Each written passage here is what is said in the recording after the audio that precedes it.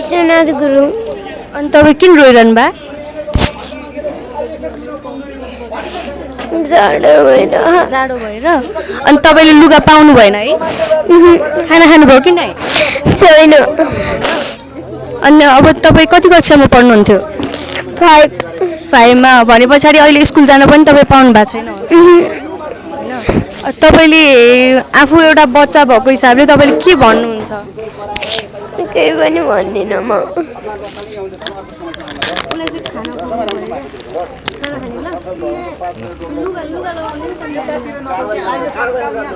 एपीएफले कतिजना जसजना एपीएफले काम गरेर हुन्छ यहाँ सरकारले यदि यो पहिले नै पानीले भिज्ने ठाउँ हो भने थाहा पाए यहाँ ल्याएर सार्ने पनि रङ हो कि नेपाल सरकारको होइन नेपाल सरकारले यहाँ सार्ने नै होइन खोलाले बगाउँछ भने घर बगाइयो खोलामै डुबाइयो कि ल्याएर पुसले बढाल्नु पर्ने धुलो हावाले बढाएर लिएर गयो भन्ने हिसाबले यहाँ ल्याएर राख्नु भयो तपाईँको अलिअलि सामान रगको सामान मेरो जिउमा म 64 वर्षको मान्छे हुँ। के अपरेसन मेरो यो के अरे पथरियाको यो हो के हो यो देखाउनु न हामीलाई देखाउन मिल्छ चामल देखाइदिनुहोस् यस्तो अवस्था देखाइदिनुहोस् त थोरै दिदी यहाँ देखाइदिनु न तपाईँ आफै झिक्दिनुहोस् यो हेर्नुहोस् है प्रधानमन्त्रीका खोइ उता सुत्ता लाग्यो अलि टाटा हेर्नुहोस् प्रधानमन्त्रीका सल्लाहकारहरूले यहाँ नजिकहरूले आएर फुर्ती के देखाइरहेछन् र वास्तविकता के हो यो हेर्नुहोस् अब के हो दिदी यो चिनी हो दर्शकबिन यो चिनी हो ए तपाईँलाई लाग्न सक्छ यो के हो यता हेर्नुहोस् यो चिनी हो बालनजीका प्रतिनिधि यही हुनुहुन्छ फुर्ती देखाउँदै हुनुहुन्थ्यो चिनी हो यो अरू केही छ दिदी के भन्नुहुन्छ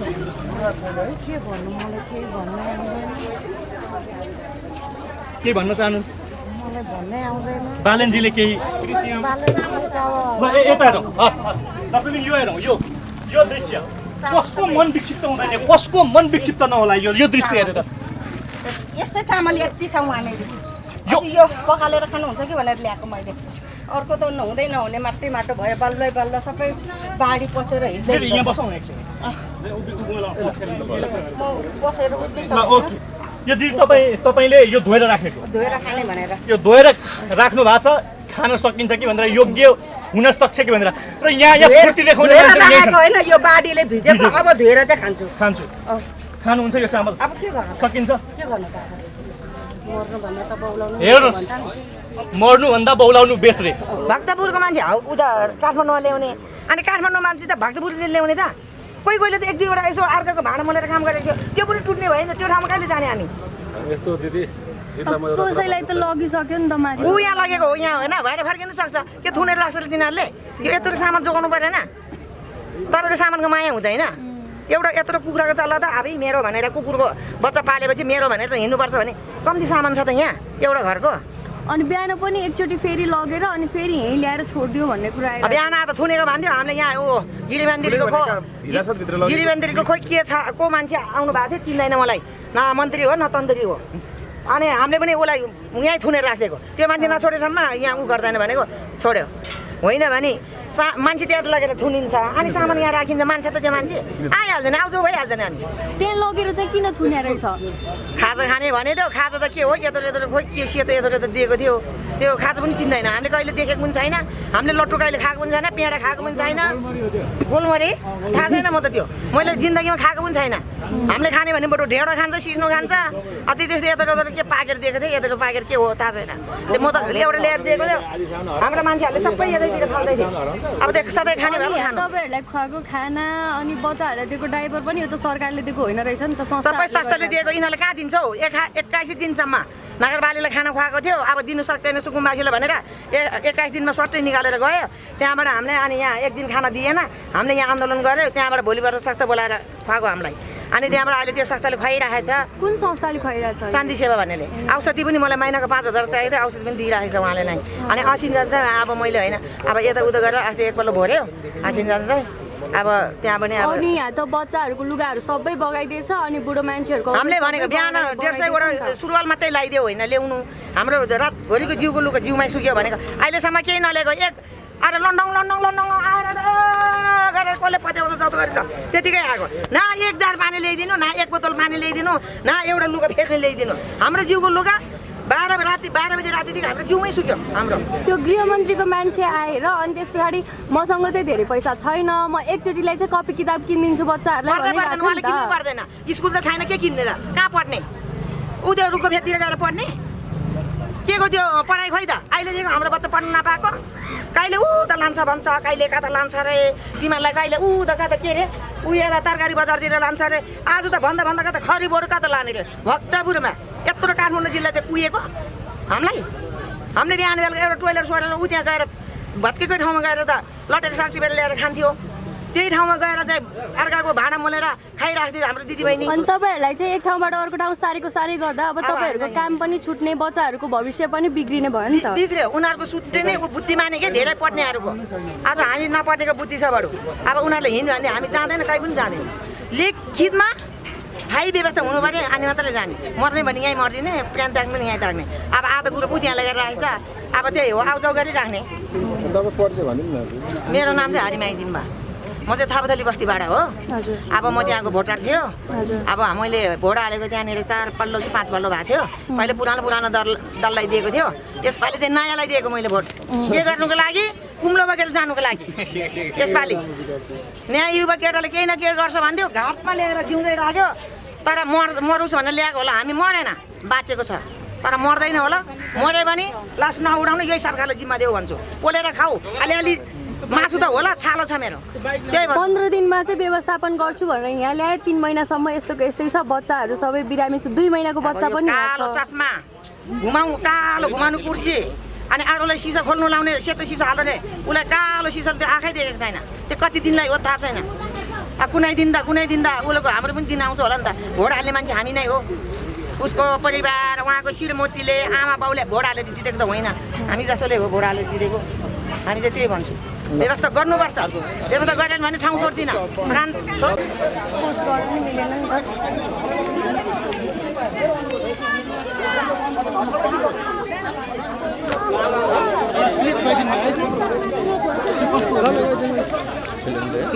त्यो कस्तो हाम्रो त यही छ। ए कसको हो?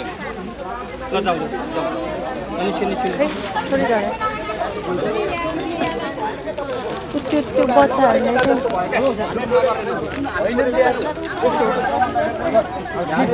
समस्याको समाधान गर्ने नै पहिला कुरा तपाईँहरूले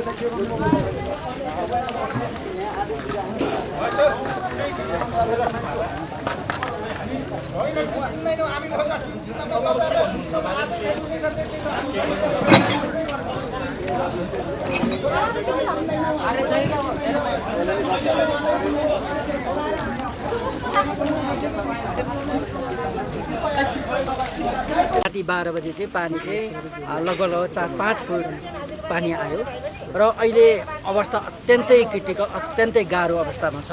यहाँ 70, 72, 80 वर्षका नागरिकदेखि लिएर आमाहरूदेखि लिएर दीर्घरोगी, पित्त थैलीको चाहिँ बिमारीहरू, मुटुका बिमारीहरू, सुगरका बिमारीहरू रहनु भएको छ।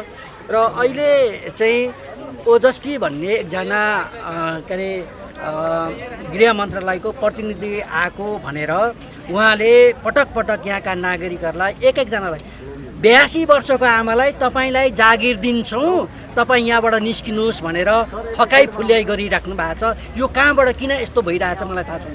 82 वर्षका एकजना आमालाई तपाईँलाई जागिर दिने, तपाईँका तपाईँलाई चाहिँ राम्रो ठाउँमा लाने भनेर फकाइराख्नु भएको छ। त्यो लाने कहाँ हो भन्ने कुरो केही थाहा छैन। हामीहरूले भनेको के हो भने, यहाँका नागरिकले भनेको के हो भने, हाम्रो वैकल्पिक व्यवस्था बिना हामी बरु यहीँ मर्छौँ, हामी कहीँ पनि जाँदैनौँ। सरकारले हामीलाई यहाँ राखेको होइन, हामीलाई अन्त लैजाने भने हामीलाई कहाँ लैजाने, कति दिनमा व्यवस्थापन गर्ने, त्यो लिखित चाहिँ गर्नु, अनि मात्रै हामी यहाँबाट जान्छौँ भनेर भनिराख्नु भएको छ।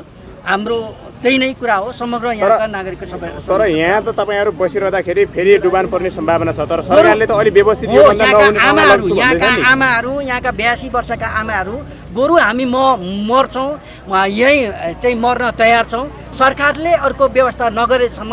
र हाम्रो हामीलाई चाहिँ यो तिमीहरूको चाहिँ वासस्थान यहाँ हुन्छ, भनेर एउटा चाहिँ लिखित प्रमाण नगरेसम्म चाहिँ हामी यहाँबाट उड्दैनौँ भन्नुहुन्छ। सरकारले अब चाहिँ कसरी व्यवस्थापन गर्ने भनेको छ तपाईँहरूलाई चाहिँ? अब सरकारले केही पनि भनेको छैन। तपाईँहरूलाई कहीँ भनेको छैन, 3-4 ठाउँ चाहिँ भनेको छ यहाँका चाहिँ बसोबासीहरूले। हामी 3-4 ठाउँ होइन, हामी सरकारको भवन र हामीहरूलाई उचित व्यवस्था हुने किसिमले लैजाने भने मात्रै हामी यहाँबाट उठ्छौँ, होइन भने हामीलाई यो कष्ट फेरि अर्को ठाउँमा लगेर कष्ट गर्ने, कष्ट दिने भने हामी यहीँ कष्ट भोगेर बरु हामी यहाँ मर्छौँ, हामी यहाँबाट जान्नौँ भन्नुहुन्छ। जस्तै सरकारले भनेको छ, अस्ति नै पनि भनिसकेको छ, अब हामी भाडा दिन्छौँ, तपाईँहरू चाहिँ अब कोठाहरू खोज्दै गर्नुहोस् भनेर त्यो भनिसकेको अवस्था थियो होइन। तर त्यो किन चाहिँ गर्नु भएन त? किनभने सरकारको अनुसार चाहिँ त्यो भाडा दिँदै गर्दाखेरि असली सुकुम्बासी को हो त्यसलाई हामी पहिचान गर्न सक्छौँ भनेर एक त उहाँहरूले यहाँको नागरिकहरूले के भन्नुभएको छ भने यहाँ चाहिँ लगभग धेरैले चाहिँ भर्नु भएको छैन। उहाँहरूले किन नभर्नु भएको त भन्दाखेरि उहाँहरूले हाम्रो व्यवस्था राज्यले गर्नुपर्छ, त्यो 25,000ले हाम्रो व्यवस्थापन हुँदैन। हामी 50 वर्षदेखि बस्दै आएका हाम्रा परिवारहरू छिन्न भिन्न हुनुभएको छ, चाहिँ हाम्रो सारा सम्पत्ति सारा चाहिँ सबै थोक सिद्धिसकेको छ। यो 25,000ले हामीलाई काहीँ केही हुँदैन। त्यसो भएको कारणले यो 25,000 होइन, हामीलाई उचित व्यवस्था चाहिन्छ, भू स्वामित्व सहितको अधिकार हुनुपर्छ, अनि मात्रै हामी यहाँबाट। अब के भन्ने, अब दुःख परिरहेछ, सबै ज्यान बाँच्यो भन्नु पर्यो र बस्ती बचिरहँदाखेरि पनि हामीले खानापिना पनि मागेको थियौँ, जागिर पनि मागेको थियौँ, रोजगारी पनि मागेको थियौँ। सो आफैले गरी खाएको थियो, मजदुरी या जेलादारी जे गरेर भए पनि। तर 12 गतेदेखि सरकारले घर भत्का दिएपछि चाहिँ अब म केही भन्नु सक्दैन, बिजोग भएको छ, महाबिजोग भएको छ। तपाईँहरू पत्रकारहरूले आफैले बुझिदिनु होला, यो सरकारसँग पुर्याइदिनु होला। अब मैले त के भन्नु र?